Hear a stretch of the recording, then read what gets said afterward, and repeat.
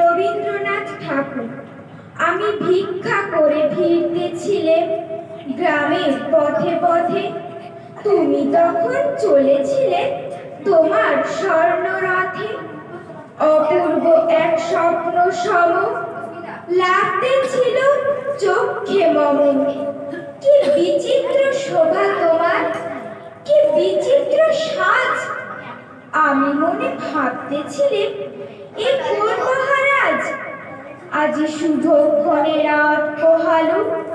ভেবেছিলেন তবে আজ আমারে দাঁড়ে দাঁড়ে ফিরতে নাহি হবে, বাহির হতে নাহি হতে কাহার দেখা পেলেম পথে।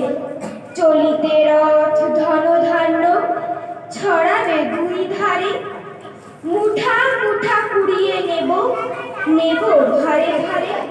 দেখি সহসা রথ থেমে গেল আমার কাছে এসে, আমার মুখ পানে চেয়ে নামলে তুমি হেসে। দেখে মুখের প্রসন্নতা জুড়িয়ে গেল সকল ব্যথা।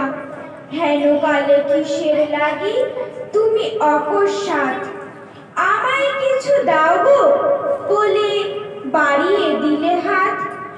মরি এ কি কথা রাজাধিরাজ, আমায় দাও গো কিছু।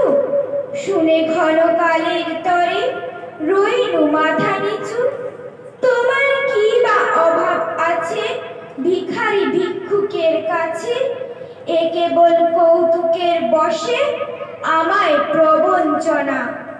ঝুলি হতে দিলেম তুলে একটি ছোট কণা, যবে পাত্রখানি ঘরে এনে উজাড় করি, দেখি এক ভিক্ষা মাঝে একটি ছোট সোনার কণা দেখি।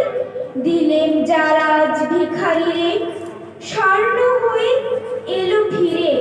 তখন কাঁদি চোখের জলে দুটি নয়ন ভরে, তোমায় কেন দিইনি আমার সকল শূন্য করে।